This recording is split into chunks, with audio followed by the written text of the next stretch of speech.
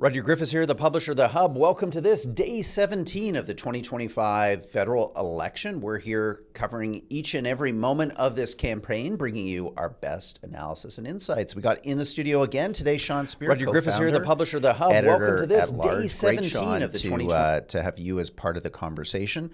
Let's do as we do at the top of every show, Sean, just do a quick recap for the audience just to give us a level set as to where this campaign is. We've got leaders touring around the country. Mark Carney starts his day in Calgary with a morning announcement, then on to Saskatoon and Saskatchewan for more events. Pierre Poilievre is in Sault Ste. Marie doing his crime announcement. We'll get into that policy big debut on crime from him in just a moment. And Singh is in Vancouver, obviously spending more time in the lower BC mainland looking for votes. Let's go on to where we're at in policy announcements. We've got the Liberals out with a very big promise here to build 500,000 homes a year. We've never seen this before in modern Canada, but they think they can do it with $25 billion in financing for prefabs. We will follow this policy announcement. As I mentioned, the Conservatives, a tough on crime agenda, framing it as 3 strikes and you are out for dangerous offenders. 10 years without parole, bail, or house arrest. And finally, Jagmeet Singh is doing more on housing, trying to eliminate foreign buyers from the market. Well, we are at, Sean, effectively the mid-mark of this campaign. If we acknowledge that on election day, the campaigns are tools down as Canadians vote, this is the halfway mark. Thoughts? What do you think is the big thing we're going to look for in the next half of this campaign? Well, that's a big question. It seems to me that in my mind at this point, if you look at betting markets, if you look at probabilities, I think the real question is probably whether the Liberals can secure a majority government or if they have a minority that depends on some combination of other parties to support it. This matters, Roger, precisely because the New Democrats are likely to be virtually wiped out. And if the Liberals end up in a minority, it means that their dance partner would either need to be the Conservatives, which seems hard to envision, or the Bloc Québécois, which creates its own challenges. And so at this point, with the Conservatives' prospects for winning increasingly diminished, I think that's the big question here. Do we have a Liberal government that can govern effectively without requiring others? Or are we going to end up with what could be a pretty dysfunctional parliament at a moment when ostensibly we need and want a government with stability that can represent Canadian interests vis-a-vis the Trump administration? Let's bring in Daryl Bricker, our favorite pollster here at The Hub, co-host of Bricker and Spear, our politics, polling, and policy podcast. Daryl, same question to you. We're kind of at the midway mark here. What are you looking for next, and what are you seeing now? Sean, giving a message here, we've heard from others that this is now the Liberals' campaign to lose. Yeah, and it has been almost since the very beginning. That's actually from the very beginning. The Conservatives had the best run-up that anybody could have up to a campaign until the world changed, and then they just don't seem to be able to get back on track in this new world. So, yeah, it increasingly looks as time runs off the clock that the Liberals are in good position. But one caution I would provide on all of this, one of the things that we've been seeing in election polling worldwide, and in election campaigns, just leave polling aside, is that there tends to be a lot of instability, particularly at the very end. Not that I'm holding out false hope for people, but as partisanship has declined over time, we find that the end part of campaigns are really when campaigns kick in. We saw it in the United States. We saw it in the UK, where even the Tory party recovered a little bit at the end. Certainly saw it in the last French national election. We've seen it in Canada in our last 3 national elections when the big movements really took place right at the end. So I don't think that this is over. I think that the probabilities certainly favor the Liberal Party. We haven't really seen much of a tightening up in the campaign since the beginning. But I would caution people to say halfway is halfway. It's not all the way. Um, Take your point, Daryl. But you have a poll out this morning that is generating quite a buzz. I think there's been an underlying assumption that while Mark Carney outperforms the Conservatives on the Trump question, the Conservatives have had an advantage on issues like the economy and energy. Your poll today suggests that advantage has disappeared, and now Mark Carney Liberals are stronger virtually across the board. Why don't you talk a bit about your findings? Yeah, there's three issues that any conservative government has to lead on. Potential conservative government has to lead on the economy, energy. This is obviously a combination of the two, and law and order. Now, we didn't ask about law and order, but this is certainly covering off the economy and energy. And you would think that the conservatives would be well ahead on both questions, and they're not. Now, the only places they're actually ahead of the Liberals are in Manitoba and Saskatchewan and Alberta, where you would expect, but not by as much as you would expect. So this just shows you the uphill battle that the Conservatives have on the things that are basically brand attributes for the Conservative Party. Mark Carney and the Liberals are leading. And I should say it's not that people have a deep knowledge of what Mark Carney and the Liberals would do on energy policy. It's not even that they've really indicated that they would do very much. Yes. It's just that they have an overall halo effect that affects everything. So it's just a comprehensive sense that the direction and the person is right. The details don't matter as much. We're not going to get into the details. We're just focusing on who would be the best Prime Minister of Canada at this time, and that is driving everything that we're seeing here. Daryl, you have pulled through periods of economic anxiety in your career. I think of the great financial crisis. I think of the polling you did, obviously, around COVID and through inflation. We are seeing a wild ride, to say the least, in markets around the world, including Canadian markets, since Trump's Rose Garden announcements last week. Growing predictions that we will be courting a global recession, likely in the quarters to come.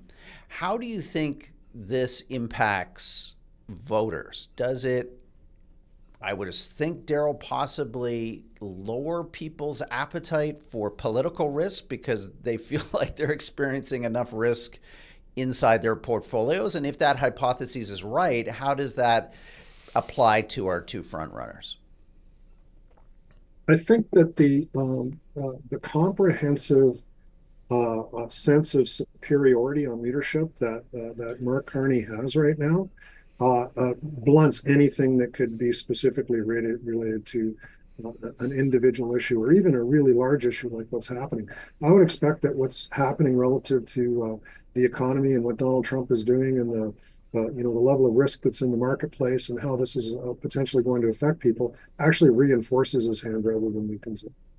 You use the phrase halo effect. I want to talk about that, Daryl, because I think if there was a conservative supporter at the table, he or she would express some frustration that they've been putting out policies and running a pretty disciplined campaign, and yet there is just this intuition seemingly that people have about Mark Carney, and to the extent that they know about his background and experience, a sense that he is better placed for Canada to lead in the current moment. Talk a bit about what explains this public intuition and its significance in the race. Well, I think there's two elements. I think there's Mr. Carney's pedigree and just the way that he presents himself in a very kind of calm, measured way, and he just looks the part. And looking the part is really, really important in politics these days. It's the feeling that people get off him rather than anything specific about his record or his skill set or anything. All of that adds into it, but he just looks like what he presents himself to be. Whereas Pierre Poilievre, on the other hand, has done an excellent job of presenting himself as a firebrand and someone who is there if you want change. He's the person that you would vote for. But at the moment, what Canadians are saying is there's enough change going on in the world. I probably need a little bit of stability. And this is all benefiting, I would say, Mark Carney. To the extent that there's, massive fluctuations outside of politics and public opinion in the world markets and the rest of it. The election campaign since its start has been remarkably stable. I mean, Yes. we've seen the Liberals have had a pretty consistent lead pretty much since the beginning. It's grown. I mean, there's a couple of polls more recently that says it's tightened up, but the Liberals aren't collapsing. The only thing, and the other thing that we've seen is that the NDP in every single poll is performing badly. Nowhere. Yeah. And that also hurts the Conservatives. I think it's too easy to sit back and say, the Conservatives have run an inadequate campaign. And I'm looking at it based on all the campaigns I've seen over 40 years. They're running as good a campaign as anybody could run. I mean, normally you would see somebody making big gaffes or confusion, or the advertising is wrong, or nobody's showing up at their events. You'd be hearing about Joe Clark, missing airplanes or whatever it was. Everybody would be focused on those kinds of things, or missteps, or Andrew Scheer is not insurance agent, isn't insured. You'd be hearing that kind of stuff. You're hearing none of that around the Conservative campaign. They're running it very, very well, but it just doesn't seem to matter.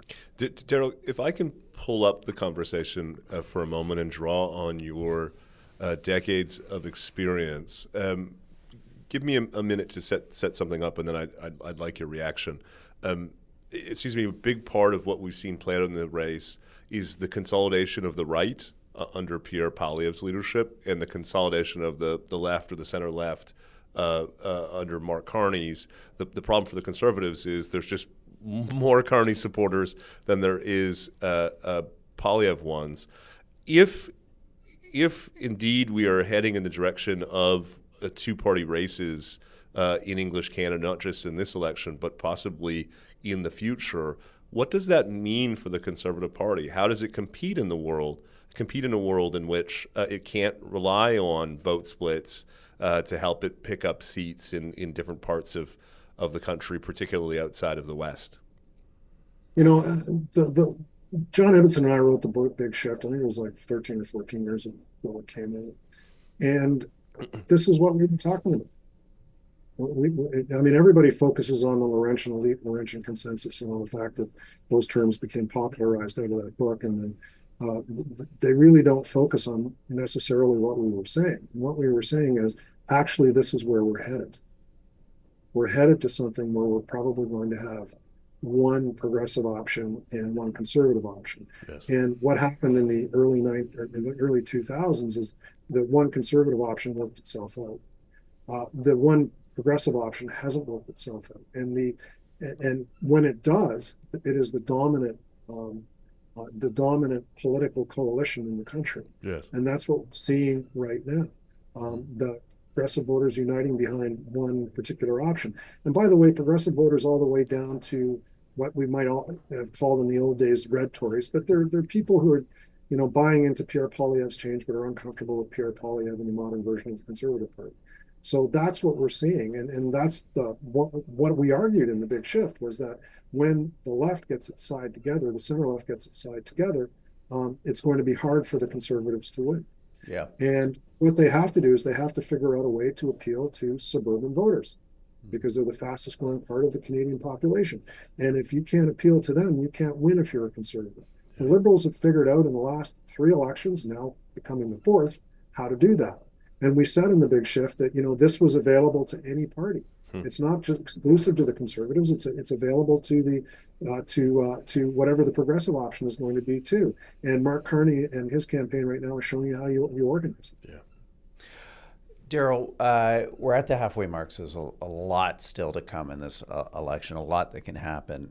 But as you say, the polls have remained relatively fixed to get to this halfway mark. So you have to think, Daryl, that the Conservatives are at a point where they need to consider additional steps, some additional risk-taking, something to kind of shake this race up. Because if they don't, and it remains frozen with the gap that exists right now between the Liberals and the Conservatives, the Liberals are going to win government, possibly a majority. So is there anything that you see in the issue set or amongst certain demographics that the Conservatives could play to try to shake this race up and get it out of the stasis that it's in right now, a stasis that if it remains, will lead to a Conservative defeat? Yeah, good question.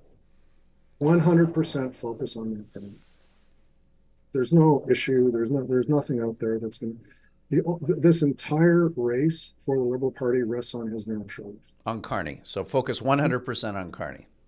And this campaign has moved from a campaign about change to a campaign about leadership. And Carney is winning on the question of leadership. That's why the Liberals are ahead. And that's also why all of the record of the Liberal Party for the space of the last 10 years doesn't matter. So you can go out and say, look at how they managed things over the last 10 years. People are saying, yeah, but this guy Carney, he seems pretty good, right? If I have to have one thing going on in my mind when I go into the voting booth, that guy compared to the guy who's wearing the blue outfit and doing the axes with his hand and got the campaign slogans, this other guy seems like he's got the right demeanor and is the right kind of person to be able to deal with the issues that we're confronting right now in the country. He makes me feel calm. He makes me feel like somebody's in charge. And that's really, really hard for the Conservatives to deal with. But, you can put out as many policies as you want, but the issue is that. So if you can't drag him back to where Pierre Poilievre is, you're not going to make any progress. Right at the start, and Sean and I, we were talking about this before we started into these specific series of podcasts on Bricker and Spear. We were talking about this. Pierre Poilievre has really high negatives.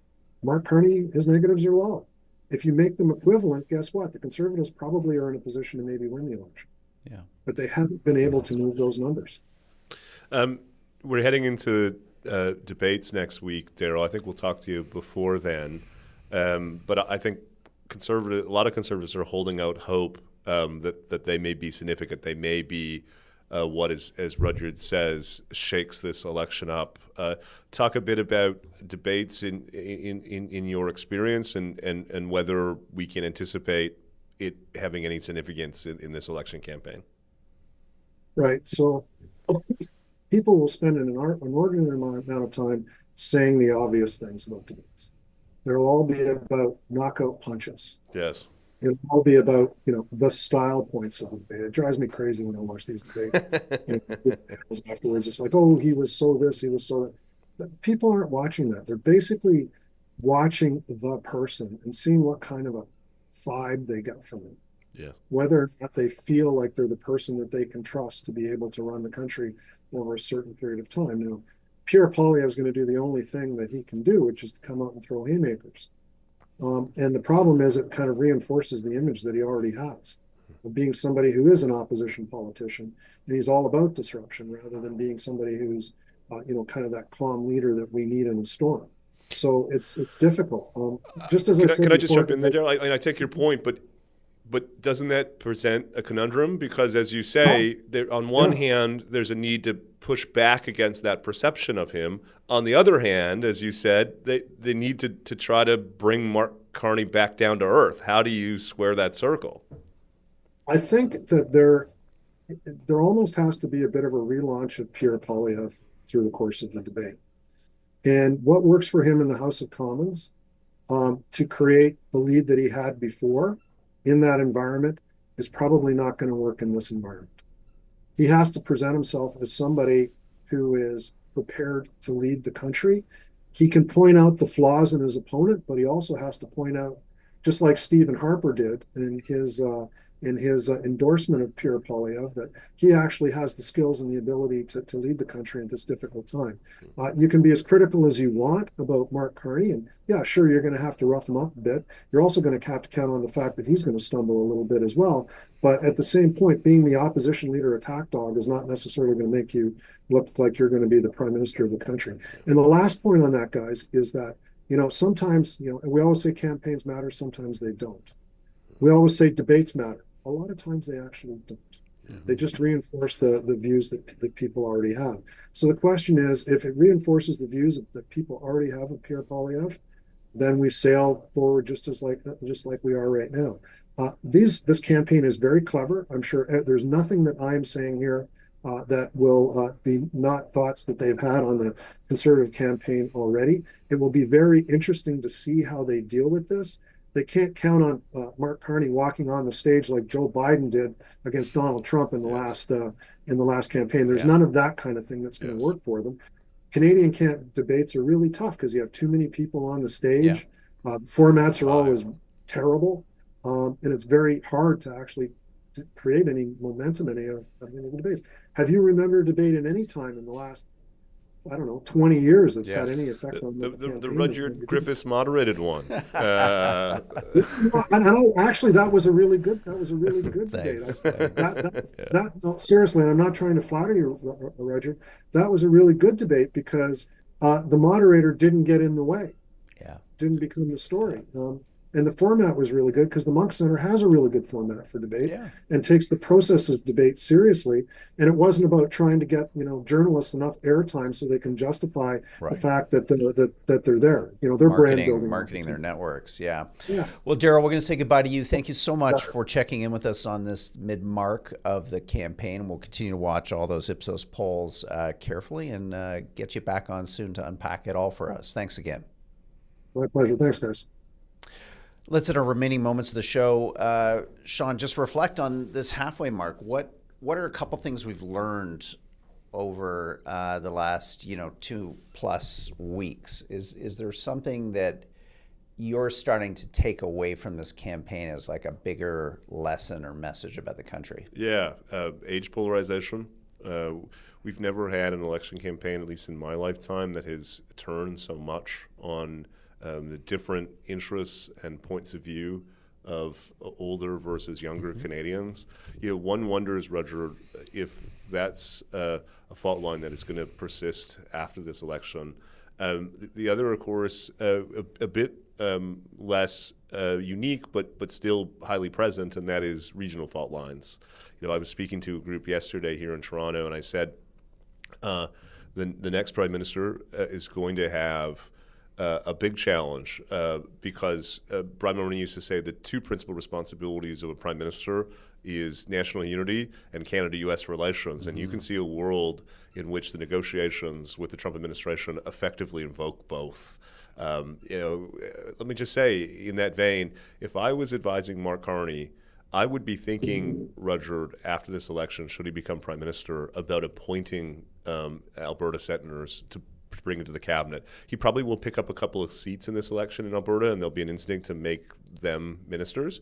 But those are not going to be people who are going to be representative in the minds of a lot of Albertans. I would be thinking about senior business leaders or others who Albertans can have some confidence that they have a voice around the cabinet table. And then I guess just the last thing, staying on the subject of a possible Carney government, one thing that's striking about this election campaign is how few policy commitments he's made. And as a result, how much runway he's going to have as Prime Minister. You think he's proposed some tax cuts. He's talked about housing. These are proposals that can be mostly effectuated in a single budget. And then he's got 3.5 years, should he win a majority government, to essentially carry out a undefined mandate. And so in that sense, we could be looking at a government with a considerable majority, opposition in some disarray, and basically carte blanche to interpret what it's expected to do on behalf of Canadians. Yeah. I think one of my big takeaways from the first half of the campaign is the extent to which, we talked a little bit today with Darrell about it, people are just on a risk-off mood. So they are thinking about the Canada-U.S. relation. They're probably thinking about the after effects and the continuing effects of the lost decade in terms of their own, financial and relative position of security. And then added over that, the market turmoil that we've seen over the last 5 days. And I think the country's mood is one of really, a flight to safety, to use another kind of market term. So I think the Conservatives, unfortunately, have been backed into an election where, to state the obvious, a lot of the attributes that they had before, which were causing this incredible surge in the polls, the fact that they were disruptive, they were risk on, they were about shaking up the country, are now attributes that Canadians are looking at and saying, whoa, wait a second. I'm going to go back to a much more traditional Canadian footing, which is the peace, order, and kind of good government type approach to things. I'm not too interested in life, liberty, and the pursuit of happiness delivered by either Donald Trump or Pierre Poilievre. And I just don't know what happens in the second half of the campaign that will disrupt these kind of larger atmospheric, almost kind of emotional register that's running through the election. So I'm very sympathetic to the Conservatives, because I think, how the heck do you deal with these things that are so much larger than this campaign, than either one of these leaders, than anything we're going to discuss between now and the end of the month? Yeah, well, I think that's great analysis. I agree. And you just think about it, Mark Carney is like made in the laboratory precisely to be responsive to that sentiment. I mean, this guy's political career couldn't be more perfectly orchestrated. And he took a bet. He had to know when he took it, Roger, that it was an unreliable bet, but he's made the most of it. And as I say, I think we'd be being dishonest with our audience if we didn't say, all things being equal, it looks like we're probably headed towards a liberal government. The only thing that I think is worth taking from Darryl that may be a challenge to that idea is we have seen evidence from some of the polling that people say they haven't yet made up their minds. They haven't yet tuned in. And so, that gives the Conservative campaign a purpose, a recognition that, over the next couple of weeks they can still persuade some people. But I come back to something that you asked Darryl about, which I think is so key.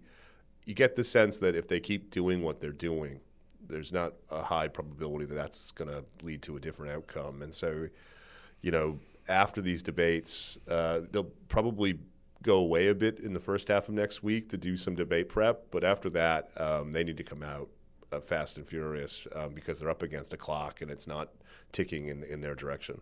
Yeah, and I think, as Darryl said, they're going to have to find ways to really be more pointed in their attacks on Carney. And I guess, that, as Darryl said, is a tricky thing, because it pushes them back into this oppositional role that creates some of his negatives with voters. But at the same time, I do think that a lot of the first half of this campaign for Conservatives, understandably, and maybe to their credit, has been about policy. But they clearly have not done enough. The polls show it to blunt the image of Carney. And I think Carney has at times made himself vulnerable on the relationship with Brookfield, issues around tax avoidance, his own considerable wealth that we don't seem to be discussing in this campaign. This is an extremely wealthy person, possibly worth tens of millions of dollars, who is going to become prime minister, who acknowledged in the French kind of TV show of the chattering host that he doesn't shop in grocery stores. Understandably, I'm sure he's got nannies and housekeepers and whatever. We're not getting any of that. Like, I don't have anything against people with nannies and housekeepers and others. Don't get me wrong, but it's a bit out of the normal, or it's certainly out of what a lot of Canadians think their leaders should be, which is more democratic, more like them. Yeah. This guy is not like us. He is the elite, and it's remarkable to me that he's gotten to the halfway mark of this campaign, and no one has brought up his stratospheric, like high altitude eliteness. Yes. It has just completely disappeared from the national conversation. Yes, he is the prototypical Davos man, isn't he? The Uber Davos. Yes. The other related but separate point I would make comes to something I said earlier, which is the extent to which we don't really know what he would do with a 4-year mandate. As I say, he's managed to get through this campaign making very few commitments, mostly directional nods to retaliation with the Americans and diversifying trade. speaking more about investment and less spending, but with a lot of imprecision. I think there's an opportunity for the Conservatives to effectively define those 4 years on behalf of Mark Carney if he won't define it. And we know from his record on issues like the environment, he has pretty radical views. I mean, he at various points has said that we shouldn't be developing our resources. On the carbon tax, incidentally, to the extent to which it's symbolic, now he's repealed it. But when the Trudeau government first took it off home heating in an attempt to save their own political skin, he was more dogmatic. He actually opposed that act. So I think it does give you a window in the extent to which a 4-year Carney term will likely be defined by the environment, by climate change, and by what will no doubt be some controversial measures. And so I think if I was advising the Conservative campaign, I would be defining Mark Carney because he's looking to get through this campaign with maximum flexibility, with the ability to be prime minister, but not tied down with a lot of commitments. And they should force him to tie himself down. And if he won't do it, they should do it for him. Yeah. Well, that's the whole purpose of these elections, try to get some clarity for voters. So great to have you in the studio today. We're going to say goodbye now to our on-demand video and audio audience. Thank you for tuning in to this program. Check out The Hub today, www.thehub.ca for all kinds of continuing election coverage. And then I will say in a moment, hello to our live chat audience who comes along and inputs their thoughts and reactions to what we've just heard. So if you're listening to this on demand and you want to be part of the live chat, please do connect with us ASAP. I'm Rudyard Griffiths. I've been here with Sean Speer. I'll say bye-bye and then hello.